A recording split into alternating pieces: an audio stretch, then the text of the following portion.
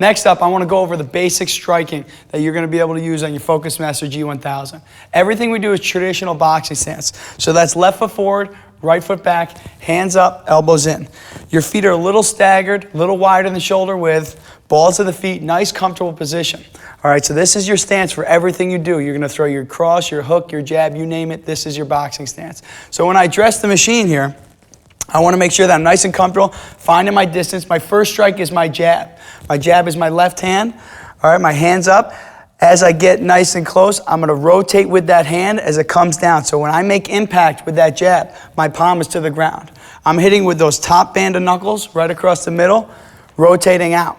You can take a look at my distance here, that my elbow's not hyperextended, reaching out, and I'm not so close that I'm jamming up that punch. So you don't want to be so close to jam it up, and you don't want to be so far that you're really coming out of that distance, out of that balance, reaching for that target. You want to make sure that you're finding that distance, working that jab. Anytime you throw a left-handed strike, you're going to get a little pivot on the left foot. Anytime you throw a right-handed strike, you're going to pivot on the right foot. So with my jab, I open up that left foot just a little bit.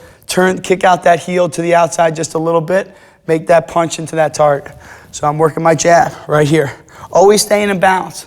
My next strike is my cross. So I'm in my basic fight stance, left foot forward, right foot back, hands up, elbows in. My cross comes across the body. I'm still hitting that invisible target right in front of my face. My hand is coming right from my chin. As I make that strike with the right cross, palm goes to the ground, kick out that right heel, transferring that body weight to the front leg. You can see when I hit it on my straight on target here, finding my distance, come across the body, left hand stays by the chin, right hand rotates down, palm goes to the ground. Again, having a little bend in my elbow, not hyperextending it there, and not getting so close that I jam it in. So again, just to review a little bit, we have our jab, and then we have our cross. That pivot on that right foot, transferring the body weight from the left to the right, still staying in balance. Next, I want to take a look at the left hook. So I'll put this up a little higher, and we're going to take your left hook. Again, still in that same traditional fight stance, left foot forward, hands up, elbows in. My left hook, I'm going to pivot on that left foot, and I'm going to turn that hip in, and my hand's going to come across.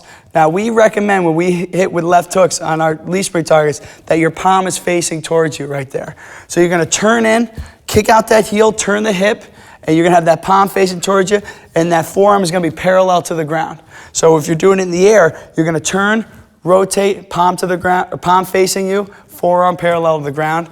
Again, finding your distance here. You don't want to have that big hook way out there. You want to get in nice and tight. Make sure that you have that 90-degree angle with your bicep and your forearm, and you're parallel to the ground. Now when it comes to your right hook, I'm just going to spin this around.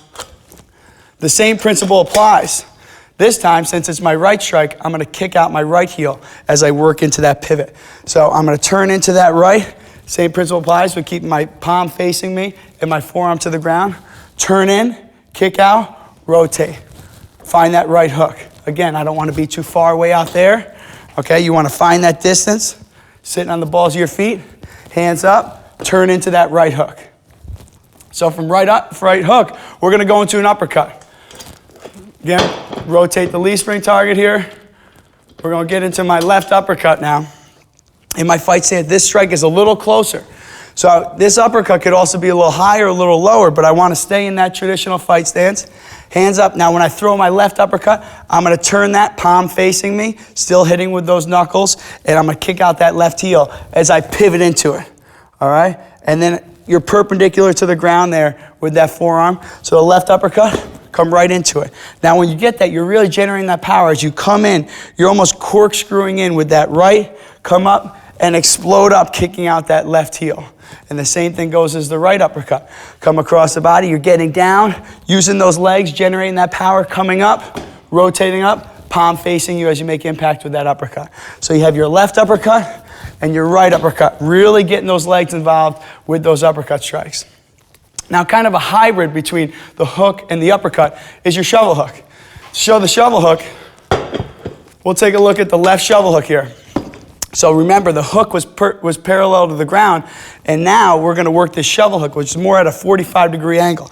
I'm still in my fight stance, nice and comfortable, throwing the left strike, going to pivot on the left foot, turn that heel out to the outside, get inside, palm facing you, Now you're at that 45 angle for that shovel hook. Again, you're gonna wanna find that distance where you're not so close in there that you're jamming up that punch, and you're not so far that you're leaning forward into that strike and losing your balance.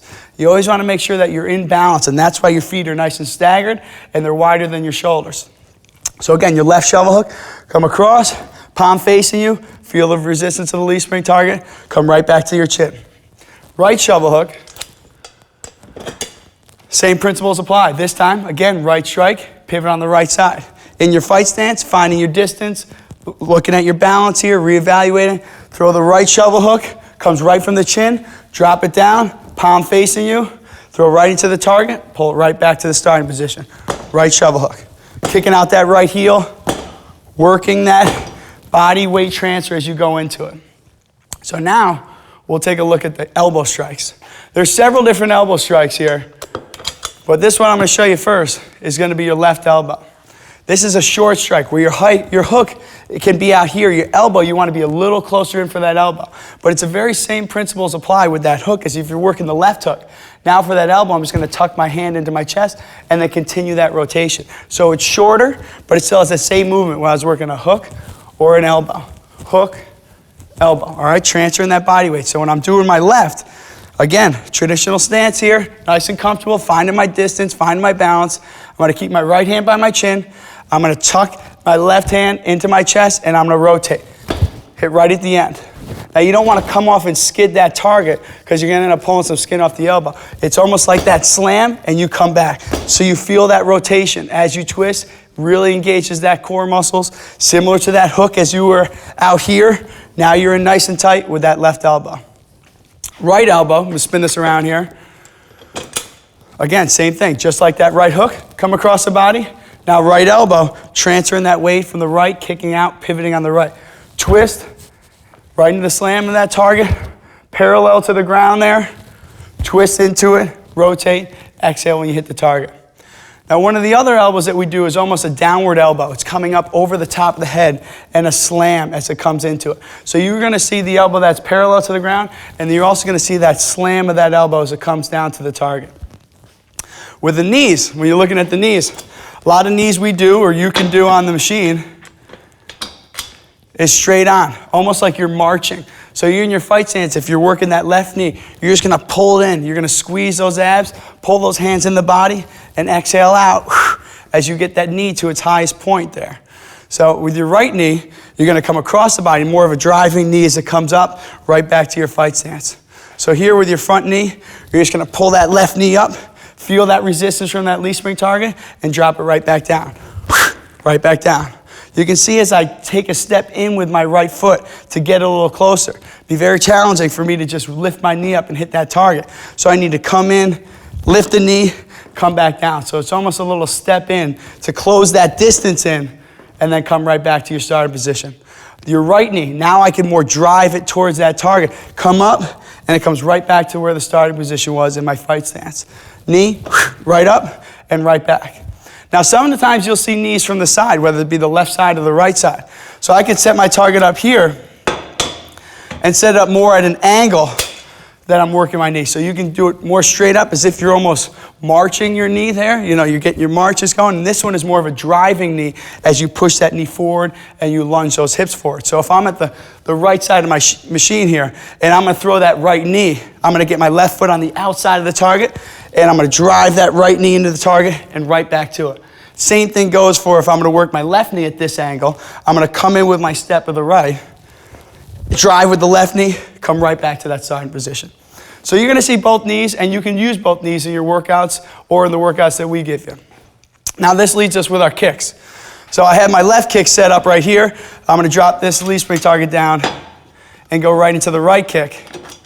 All right, you're going to see this as well. Now when we kick here, you're going to kind of opposite how it works with your upper body. When you're throwing a right cross or any right strike, you pivot on your right. When you're throwing the kick, you're gonna open up the opposite side. So when I throw my left kick here, I'm gonna point my toe, hit with my shoelaces, make sure my distance is correct, but I'm also gonna open up my right hip when I'm kicking with the left. So it'd be much more challenging if I close it off and stayed like this trying to kick. As soon as I open up that right hip, now it allows me to swing that leg across to that target and come back. So every time you're throwing that kick, you're going to point the toes, hit with the shoelaces. All right, find that distance. You don't want to kick with your shins there where your toes go through that target, and you don't want to kick pointing your toes as you hit the end like that. We always recommend training with, workout sneakers, training shoes. These targets are made for that. So you're going to open that right hip up. Again, point the toe, hit with the shoelaces. Right kick, all right? Working that right kick, engaging those lower abs. Now when it goes, that's the left kick. When you're using the right kick, you're going to open up that left foot, swing the right leg around, point the toe, hit with the shoelaces. Exhale out as you make contact with that target. Same thing applies. You're really going to focus on balance too, as you almost feel vulnerable when you're starting out. Your hamstrings might be a little too tight of getting on that one left foot. But before you know it, you're going to be picking up that balance. A lot of times you'll see in the workouts that we actually use this and this kicking station as you go right kick, left kick. At this point, you just get comfortable with opening up that opposite side leg. So there you have it. That's your striking technique. When you know this and you feel comfortable with this, you can literally create hundreds of different combinations and workouts. You know all the different bases, and you're ready to go get them.